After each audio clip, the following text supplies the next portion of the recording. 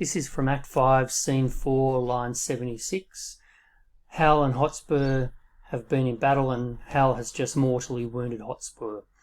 "O Harry, thou hast robbed me of my youth. I better brook the loss of brittle life than those proud titles thou hast won of me.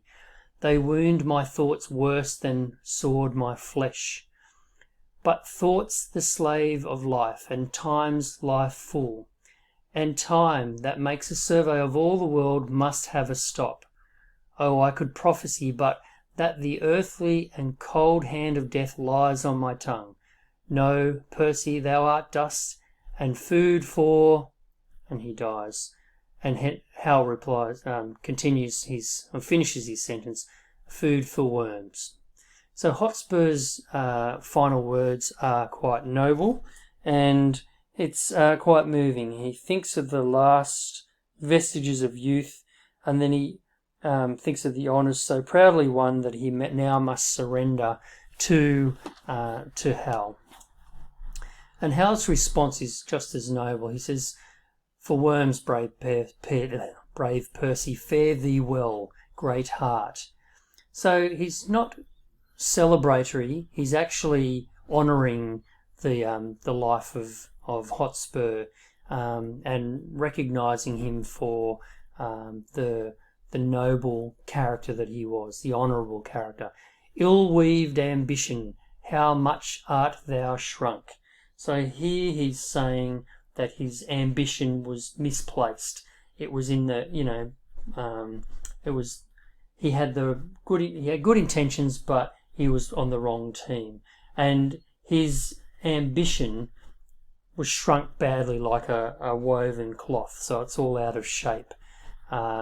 So he's honouring him for being noble, but recognises that he was on the wrong side.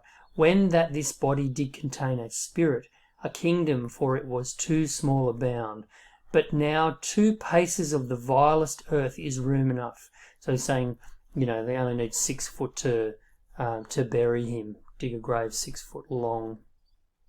That, prior to that, he could basically, his ambitions and his reputation and his deeds could see him stride the earth, but now his mortality is evident, and he only takes up a very small space on the earth. "This earth that bears thee dead bears not alive so stout a gentleman, so brave, so noble a gentleman. If thou wert sensible of courtesy, I should not make so dear show of zeal."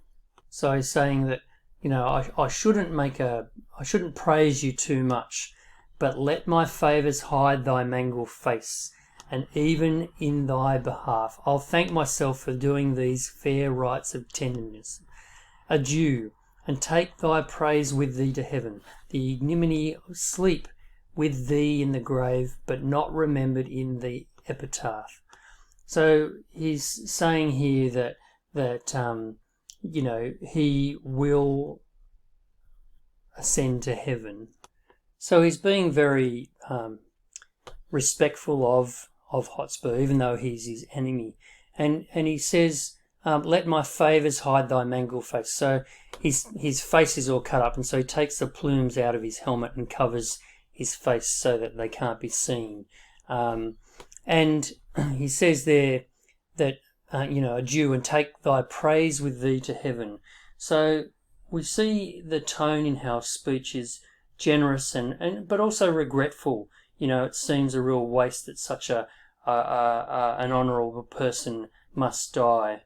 And there's no note of triumph in what Hal's saying. He's not parading around saying, "Well, I'm the better man." He sees themselves as equals, but it's just the situation that makes them enemies. And so he sees sleep being the Renaissance term for death, and he will ascend to heaven. Then we have this stage direction. "He spieth Falstaff on the ground. What, old acquaintance, could not all this flesh keep in it a little life? Poor Jack, farewell. I could have better spared a better man. Oh, I should have a heavy miss of thee, if I were much more in love with vanity. Death hath not struck so fat a deer today, though many dearer in this bloody fray. And bowed will I see thee by and by. Till then in blood, noble Percy, lie. So he laments the death of Falstaff, and he thinks that that he should have an honourable burial and memorial, and he uses this "embowed will I see thee by and by." And so here is basically what they would do is they would embowel someone or an animal before they embalmed it. So he's saying that his memory will live on. And then Prince Hal leaves the stage, and Falstaff sits up. "Embowed? If thou embowel me today, I'll give you leave to powder me and eat me too tomorrow."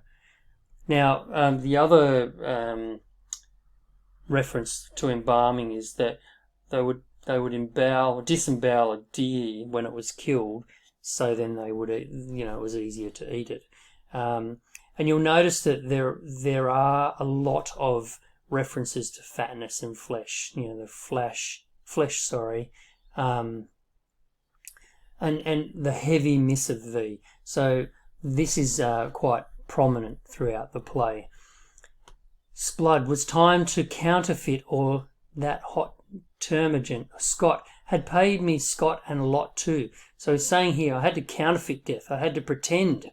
Counterfeit? I lie. I am no counterfeit. To die is to be counterfeit. For he is but the counterfeit of a man who had not the life of man, but the counterfeit of dying.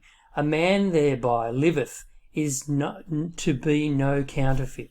So he's using wonderful puns here. He's being quite playful, saying, I'm not dead. I was just pretending, but the real counterfeit would be I would be dead and I wouldn't be in my present state. But the true and perfect image of life indeed. And then this famous line, "The better part of valour is discretion." And so he's saying there the better part of bravery and courage is having the discretion to know when to fight and when not to. In the which the better part I have saved my life. So he's saying there, because of my actions, it's not cowardly, it's actually, it's clever strategy, and that's why I'm alive. Zounds, I'm afraid of this gunpowder Percy, though he be dead. How if he should counterfeit too and rise? By my faith, I'm afraid he would prove the better counterfeit. Now, we know that Hotspur's definitely not going to have the ability to pretend to be dead, because of the person that he is, because of his character. And so we can see a comparison in Falstaff and Hotspur's views on life and reputation and those things. Therefore I'll make him sure, yea, and I'll swear I killed him. Why may not he rise as well as I? Nothing confutes me but eyes, and nobody sees me. Therefore, sirrah, and then he stabs the dead Hotspur, which, he is justifying it by saying, I pretended to be dead, so maybe Hotspur's doing it, but we, the audience, he says, there are no eyes, no one can see me, but he does it in front of the whole audience. So, it's quite an entertaining little scene here, but it makes us wonder of Falstaff's character. And we can see that he's going to try and use this for his advantage and tell everyone that he murdered Hotspur.